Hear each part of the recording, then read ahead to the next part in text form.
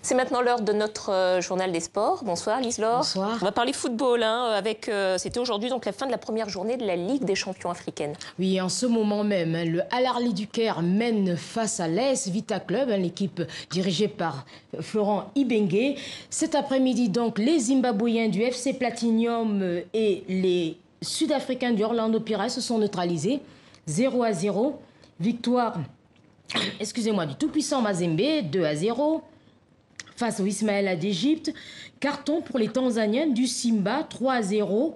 Voilà, face au JS Saoura. Bon, on va parler de Mohamed Salah, l'Égyptien, qui est encore marqué en Angleterre. Oui, l'Égyptien qui vient d'être couronné pour la deuxième année consécutive à Dakar. Donc, il a inscrit sur pénalty cet après-midi le seul but de son équipe.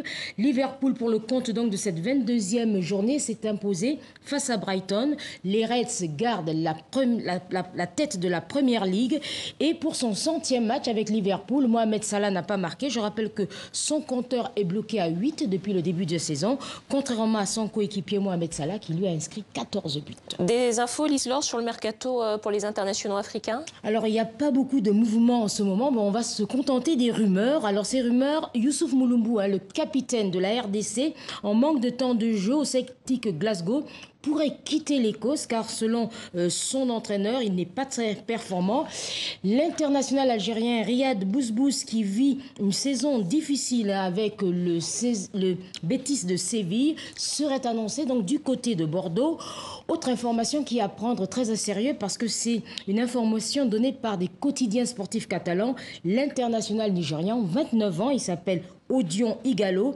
Il évolue actuellement du côté de la Chine et son club vient d'être relégué en deuxième division. Le Barça serait intéressé par ce joueur. Bon, Lise-Laure, à part les rumeurs, il y a des recrues confirmées quand même, non? Oui, il y a des recrues. Alors, il y a Préjus Nakoulma. Alors, on entend parler de lui, qui est libre depuis l'été dernier. Il vient de trouver un point de chute en Turquie. À 31 ans, l'international burkinabé vient de signer un contrat de 6 mois avec Rizespor. Rizespor qui est l'actuel lanterne rouge du championnat turc. Et puis, c'est officiel également pour Saloussis, le Sénégalais. Il quitte la Ligue 1, prêté par le SCO d'Angers jusqu'à la fin de la saison. L'international sénégalais évoluera désormais à Valenciennes en deuxième division. Bon, on va refermer la page football avec cette reconversion en politique d'un ancien gardien des Léopards en RDC.